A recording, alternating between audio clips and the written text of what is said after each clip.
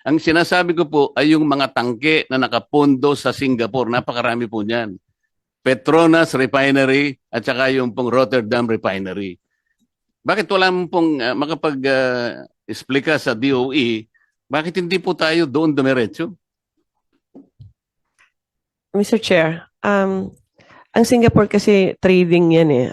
And then those mga nakalutang lang ng mga barko dyan, yun po yung mga binibenta ng mga traders tsaka yung mga refineries po. So ganun po yung presyo pa rin na offer po sa amin ng mga traders. We've talked to several already international traders na dumadaan ng Singapore. And same pa rin yung presyo na binibigay sa amin. But we'll recheck, Mr. Chair. Mr. Chair, we've been meeting with the oil company several times. Ang presyo sinusundan yung maps, and then ang the rest, Mr. Chair, umi-increase yung logistics tsaka yung insurance, pero yung premium po, Mr. Chair, for you to be able to purchase a supply, dati po mga $5 to $10 lang yan, ngayon po mga $60 na. So umaakyat talaga lahat, Mr. Chair. Ang sinasabi po ninyo, Madam Secretary, Mr. Chair, ay yung pong panganib na dadaan po kayo sa Strait of Hormuz. Ang pupuntahan po natin Singapore, ang layo naman po sa Strait of Hormuz noon eh. Nagkakaintindihan po ba tayo? Yes, Mr. Chair. No, it's not a straight Hormuz na ano. We are just getting products also from Singapore and all Southeast Asian countries, Mr. Chair. Mr. Chair, ang ibig ko sabihin, nung sinabi po nila na talagang ganito ang itataas, 120%, did we take their statement as gospel truth right away?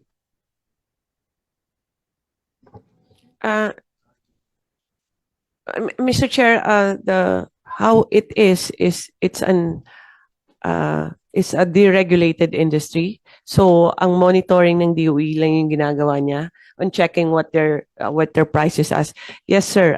It is within the range na kinakalculate din ng DOE, Mr. Chair.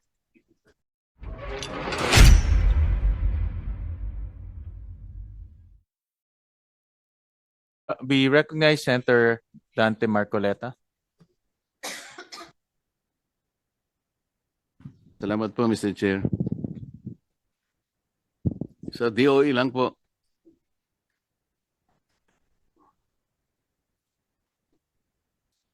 Mr. Chair, siya ngayon po ang presyo ng diesel is 120.95 average po. From 55 pesos pre-crisis level. Ibig sabihin tumaas po ng 120%. Bakit po kaya? Mr. Chair, the increase is basically because we are an importing country. We don't have any refinery. We don't have indigenous resources. Or very, very minute lang. And if Mr. Chair, if you allow me, our fuel, our pump price, more or less, ang fuel cost niyan is about more than half, mga 50+%. Tapos meron kang logistics, ang margin ng companies, pero our tax is about 25%, Mr. Chair. Hindi, alam po natin yun, ma'am. Ang tinatanong ko, bakit po 120% ang itinaas? Ano po ang explanation? Mr. Chair, the upward push is because of the cost, the price of fuel, Mr. Chair, and because there's a increase in price of fuel, and then there's uncertainty in the infrastructure of the oil industry internationally. Yung logistics tumaas, tapos yung insurance tumaas na rin kasi natatakot na rin silang magpagamit ng vessel nila or crossing that traversing, no? So tumaas lahat. That's a component, all the logistics, insurance, mga lahat po, Mr. Chair. Did the government initiate an inquiry, for example, from the oil players, kung yung 120% is reasonable?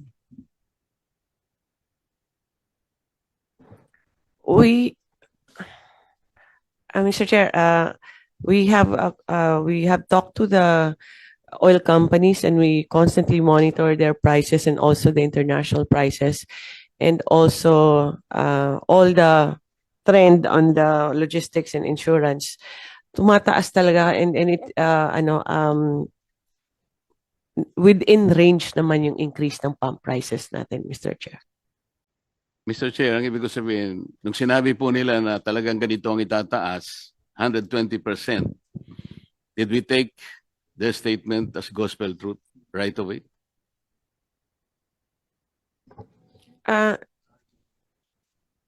Mr. Chair, the how it is it's a deregulated industry. So ang monitoring ng DOE lang yung ginagawa niya on checking what their prices as. Yes, sir. It is within the range na kinakalculate din ng DOE, Mr. Chair. Mr. Chair, kasi po, ang alam ko, ang pinakamalaking refinery sa buong mundo, yung Rotterdam Refineries. At meron po yan mga tangke na nakabalagbag sa Singapore. Marami po yan.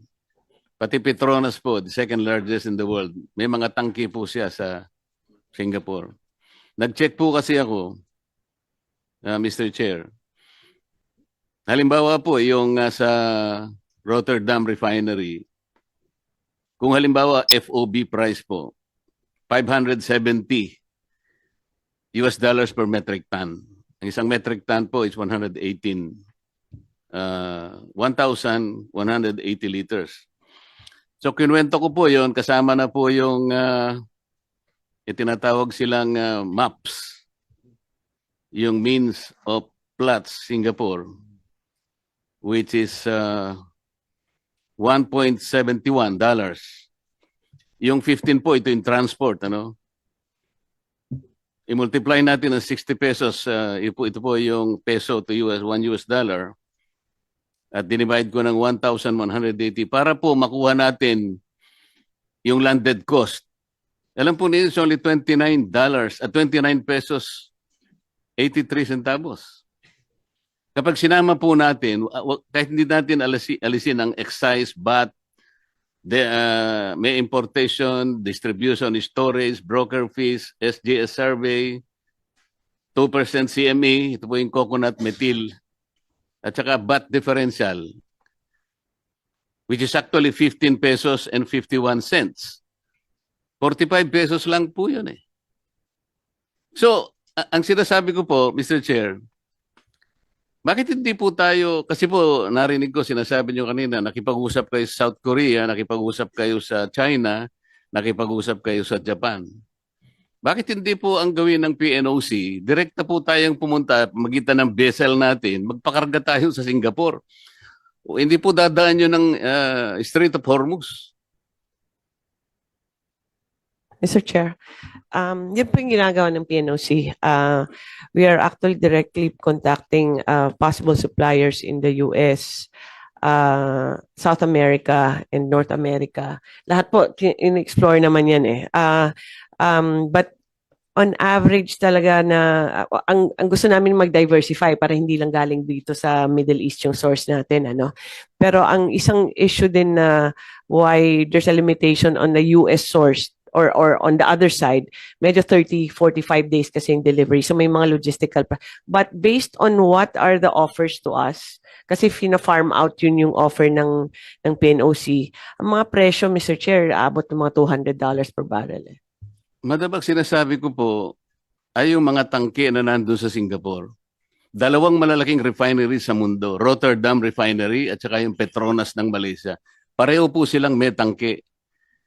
Kapag ka po ang pinag-usapan natin, yung Petronas Malaysia Refinery, yun po CIF, hindi POB. Kaya $640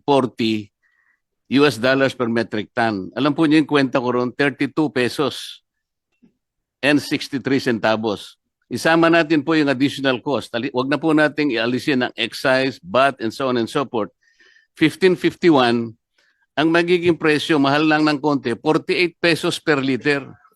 Bakit po sinasabi natin, kinakausap natin ang Amerika o sa Caribbean, kung ano man yung gusto nyo kausapin, South Korea, or Ang sinasabi ko po, nasa Singapore po yung mga tangke. Pwede po nating i-dispatch ang diesel natin.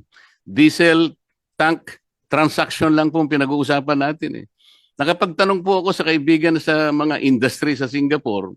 Kaya ko po nakakuha itong ganitong mga data. Kaya po tinatanong ko sa inyo, paano po nangyari? Ang sabi ng Pangulo 2 weeks ago, meron po tayong about 50 to 60 days. 2 weeks lang po nangyari. Meron pa po tayong stock. Bakit sumipa po ng 120%? Yun po yung tinatanong ko. Nag-react po lahat ang ating mga sektor, agriculture, transport, lahat na po. Kaya nga po yung 230 billion na sinasabi ng ng DBM, na gano'n na eh. Ang tinatanong ko lang po, bakit po tayo napunta sa 120% kagad? Bakit naging 110, 120 pesos ang average po ng liter ng diesel? At yung po namang gasolina, 62%. Bakit hindi po natin tinanong man lang, bakit po nagkaganon? Akala ko po ba tinitingnan natin? Ano po ba yung explanation dito? Mr. Chair, ang presyo talaga ng international nag-increase eh. And we will check the vessels na mini-mention ni Senator Marcoleta. But based on sa mga information na nakuha namin sa mga nag-o-offer sa PNOC and also from our oil companies, may malaking increase talaga both on diesel and gasoline at 101%. Tama ba to?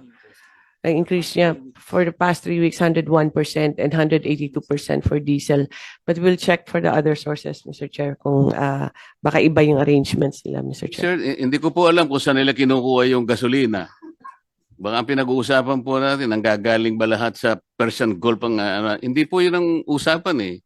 Kahit na isara po yung Strait of Hormuz, ang pinag-uusapan is Persian Gulf. Sabi nga nila 20% ang apektado. Paano po yung Suez Canal? Bukas naman po yun. Pero wag na po natin pag-usapan yun. Ang sinasabi ko po ay yung mga tangke na nakapondo sa Singapore. Napakarami po niyan. Petronas Refinery at saka yung pong Rotterdam Refinery. Bakit wala mo pong makapag-explika sa DOE? Bakit hindi po tayo doon dumiretso?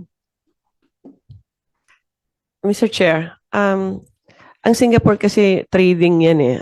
And then those mga nakalutang lang ng mga barko dyan, yun po yung mga binibenta ng mga traders tsaka yung mga refineries po. So ganun po yung presyo pa rin na offer po sa amin ng mga traders. We've talked to several already international traders na dumadaan ng Singapore.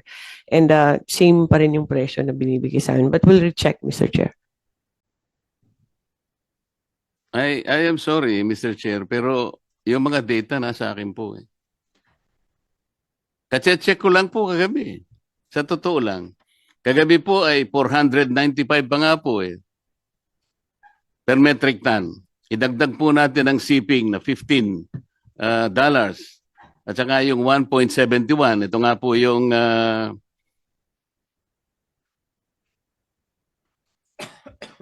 yung gross margin po eh.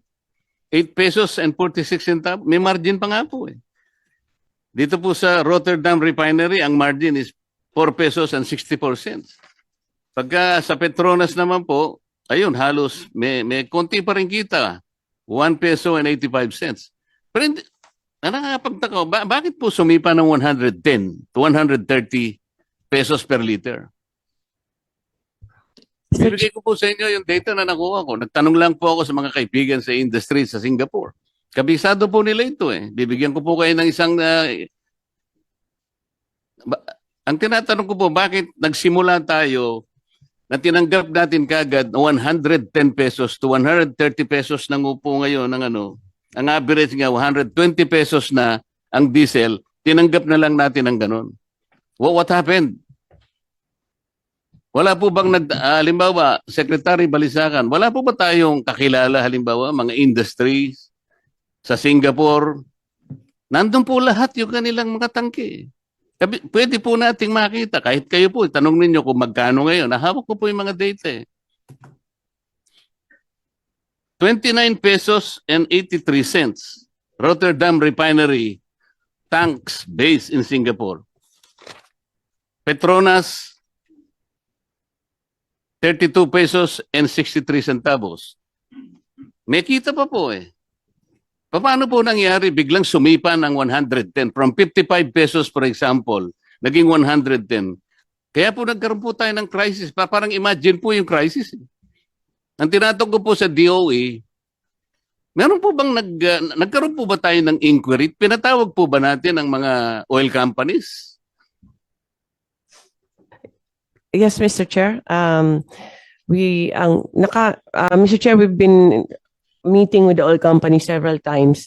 Ang presyo sinusundan yung maps, and then ang the rest, Mr. Chair, umi-increase yung logistics tsaka yung insurance, pero yung premium po, Mr. Chair, for you to be able to purchase a supply, dati po mga $5 to $10 lang yan, ngayon po mga $60 na. So umaakyat talaga lahat, Mr. Chair. Ang sinasabi po ninyo, Madam Secretary, Mr. Chair, ay yung pong panganib na dadaan po kayo sa Strait of Hormuz.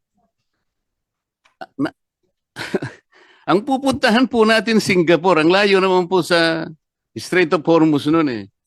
Nagkakaintindihan po ba tayo? Yes, Mr. Chair. No, it's not a Strait of Hormuz na ano. We are just getting products also from Singapore and all Southeast Asian countries, Mr. Chair.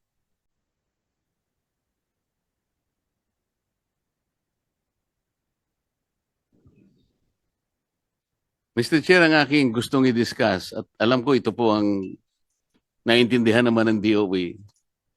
Ito po dahil sa sinasabi nating may crisis na, tank to vessel procedure na po ang pinag-uusapan natin.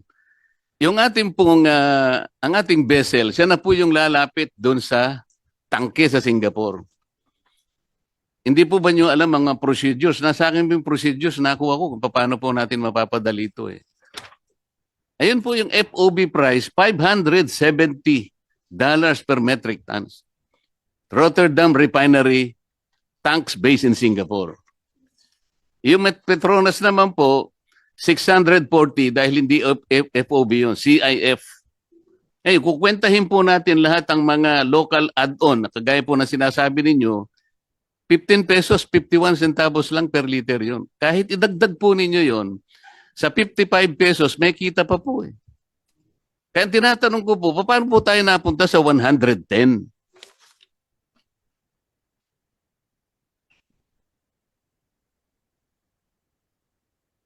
Mr. Chair, we will recheck the data and will if we can get the data from the good senator also. But ang lahat po na orders, halos marami po na orders, gumagaling talaga ng Singapore kasi yun isa sa mga pinakamalaking trading company. But in our computations, talagang ganun po yung presyo. Kasi kahit kunin mo doon, mahihirapan ka rin maghanap ng sarili mong vessel kasi nag-aagawan ngayon. And then the vessel is more expensive now. The premium of the insurance is really, really very expensive. And there's a premium for you to be able to buy, which is from $5 became $60. So lahat po na component nandiyan yan. Hindi po ganun kadali na papadala lang ng vessel because we don't have any vessels actually to send to them because it's very difficult now. Pero Mr. Chair, I'll direct our team that are doing the purchasing and check the Rotterdam supply in Singapore, Mr. Chair. Sir Chair, sino po ba nagsabing napakahirap pumanap ng vessel? Sino po nagsabi sa inyo? Sino nag-advise sa inyo?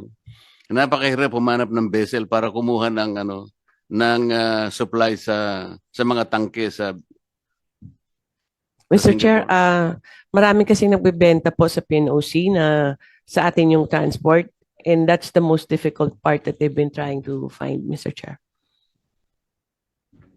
Yun po bang mga players natin, ganun din ang kanilang sinasabi sa inyo? I'm not talking about the PNOC. Sa atin po yun eh. Yes, Mr. Chair. They were the first ones actually that flagged this, Mr. Chair. Yung ating mga players, sinabi po nila na napakamahal po dun sa Singapore. Did you check? Did you check the FOB price in Singapore as we speak? Yes, Mr. Chair, we have been checking actually Singapore and all the other countries. Di nga po, nasa akin na po eh. FOB and CIF, both Petronas and Rotterdam refineries. Yes, Mr. Chair, we have checked also on that, Mr. Chair. So pareho po tayo ng presyo. No, Mr. Chair. Saan po nyo kinukuha yung presyo ninyo? Ito nga yung sinasabi ko, dapat po nagkaroon ng inquiry man lang. Kung halimbawa, sinabi ng mga players ganito, kaya nga tanong ko po, did we take those as gospel truth? Paano po natin chinek? Mr. Chair, this is based on also on the maps as we have prescribed how the computations will be, and also, Mr. Chair, on the experience of PNOC in Secretary, ang maps po is only $1.71. Sinasabi ko na po ito eh. Kanina po yung presentation kanina, yung Dubai plots. Hindi po relevant yun because we are not getting something sa Dubai. Ang sinasabi ko, Singapore lang. I'm trying to direct the conversation to Singapore. Nandun po yung mga tangke ng dalawang refineries. Pwede po ninyong check-in ngayon. Yung sinasabi, kung totoo yung sinasabi ko, hindi. Anyway, Mr. Chair, I don't want to belabor this. Alam ko, makukuha nyo naman. Mamaya, bibigay ko po yung data ko sa inyo para lang matapos tayo. Gusto ko lang po magtanong kay Secretary Kakdak. Secretary, tungkol po doon sa pinag-usapan natin, I think that was about 10 days ago, nung tumawag sa akin ng Secretary ng Bahrain, was the Ambassador at saka yung Labat, dahil nagkaroon po yata ng kung hindi, parang miscommunication, nung inyo pong interview sa DCMM yata, nasabi ninyo na ang ibinibigay doon sa mga distress na OFWs doon sa Bahrain is $200 po ang nasabi ninyo. Ngayon po, medyo nagkagulo po, pumunta sa embassy yung mga na-distress nating o na-displaced nating mga manggagawa, ang binibigay pala is only 20 dinars, katumbas lang ng about $50 to $53. Kaya nagkagulo po, sa akin po tumawag yung ambassador. Hindi ko po alam kung bakit niya nakuha yung number ko. Alas 10 ng gabi sa atin, alas 5 ng hapon sa kanila. Kaya mabuti naman, nakausap po kayo, nasa airport pala kayo noon, hindi nyo naman ako binalikan. Ano po bang nangyari doon? Naayos po ba yun? Kasi ang pagkakaalam ko, tinanggal pa yata yung Labat. Nag-report lang, pero siya pa tinanggal. Totoo po ba yun? Yes, that same night po, Mr. Senator, nag-Zoom Philcom po kami at doon napaliwanag na una, talagang 20 BD yung binigay nung araw na yon at pangalawa, rinirepaso po yung rates at yun po yung sinasagawa namin ngayon. Babalikan po namin sila, Sen, kasi ang intention namin ay taasan, higitan pa sa 20 BD at yun po ang sinasagawa natin ngayon, babalikan natin sila. In the meantime, nagbukas na po yung ating repatriation effort out of Bahrain. Around 200 po ang naitawid sa causeway at patuloy lang po yung repatriation effort natin, Mr. Senator. Yun pong na-recall is yung administrative staff na nasangkot po sa isang viral video kung saan ay naging highly disrespectful po siya sa ilang OFW leaders who were outside the embassy premises. Kaya sa ngayon po, we are subjecting him to an investigation. He is back home. Senator Hindi po yung labor Marcoleta, attaché, Mr. your time is up, but you can have one or few more questions. Secretary, kasi kaya lang naman sila parang kinabahan dahil papunta lahat ang mga tao doon at yun ang gusto nilang mapigil. Dahil ang pagkakaalam nila, dahil yung sinabi po nyo sa DCMM yata o DCME, $200 per person.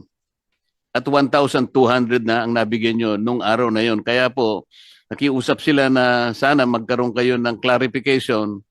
Wala silang matawagan sa opisina nyo. Bigla na lang ako po yung natawagan. Hindi ko nga alam paano lang ako yung number. Ayos po ba yun? Kasi ang alam nila 20 dinars lang pero $200 po kasi ang sinabi nyo. Kaya nagkagulo po sila. Yun po yung tinatanong nila.